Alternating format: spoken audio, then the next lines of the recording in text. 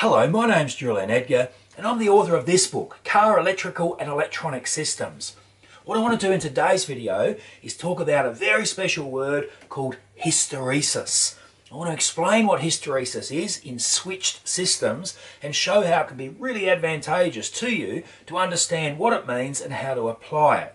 Now, it sounds complicated, but it's actually really easy. And I want to use an example to show you how easy it actually is.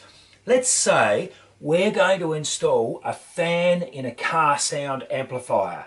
We're going to be using an electronic switch module that measures temperature. They're really cheaply available now on eBay. And when the temperature reaches a certain preset level, it turns on the fan, which starts to cool down the amplifier's heatsink. Easy to understand, isn't it? So, what temperature are we going to set the module to switch the fan on? Let's say 45 degrees Celsius. I'm going to use Celsius rather than swapping back and forth to Fahrenheit just to make it easy to understand. So the temperature rises to 45, the fan comes on, it starts to cool the heatsink down. Now, at what temperature do we switch the fan off again? Let's say we switched it off at 44.5. So it only has to drop half a degree and the fan turns off. What's going to happen? The fan comes on, the heatsink cools down, it only has to cool down a little bit, half a degree, and then the fan turns off, and then the heatsink rises, the fan comes on, it turns off when it drops half a degree. You can see, I think, that the fan's going to be switching on and off all the time. There's only half a degree difference between the switch on temperature and the switch off temperature. Now that half a degree difference is called the hysteresis of the system, the hysteresis of the switch system. In this case, it's only half of 1 degree Celsius. It's obviously not the way you do it. What you might do is say, I'm going to switch the fan on at 45 and I'm not going to switch the fan off until it drops to 40. Now we have 5 degrees of hysteresis. The fan's going to be switching on and off far less often, but the downside, which isn't much of a downside in this particular example, the downside is the temperature of the heatsink is going to be going up and down by 5 degrees. The window in which it's working is going to be a 5 degree variation. Doesn't matter with a heatsink and an amplifier. If you're keeping it anywhere between 40 and 45, well, that's obviously fine. But let's apply the idea of hysteresis to a different sort of system. One of my cars, I've put a custom air suspension system in, and I maintain a fixed ride height irrespective of the load in the car and also irrespective of how fast I go. And that's important because the car develops downforce, and so it would actually drop in height if I weren't maintaining it. All right. In that particular system, we have air springs and we have solenoid valves that open and shut to let air flow into the air spring when we want to lift the ride height and air flow out of the air spring when we want to lower the ride height. Okay, what's hysteresis got to do with it? Well, what height are we trying to maintain? Let's say we're trying to maintain a ride height of 200 millimeters. Doesn't really matter where you measure it, let's just say 200 millimeters. Now, what window are we trying to keep the ride height within? If you said 20 millimeters, a little bit less than an inch, you say, okay, the ride height has to change by more than 20 millimeters before the system reacts. We then therefore have 20 millimeters of hysteresis. In fact, it's a real example. When I designed the system to maintain the ride height in that car, I thought 15, 20 millimeters, that would be fine. But because I run the car pretty low, 15 or 20 millimeters of random height variation before the system reacted was too much.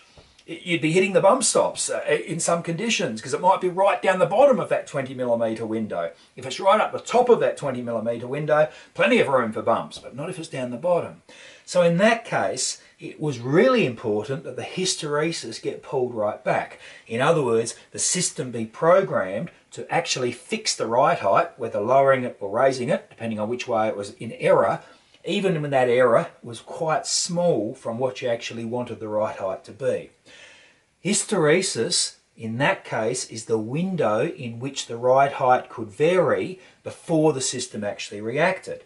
Now, what if we set the hysteresis to 1 millimeter? It could only be 1 millimeter out and then a solenoid would be opening or closing.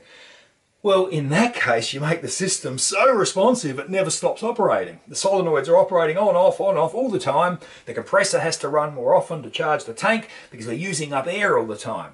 So in that case, too small a hysteresis creates a system that's reacting all the time. It's hyperreactive. Too large a hysteresis and the ride height could actually vary substantially from where you wanted it.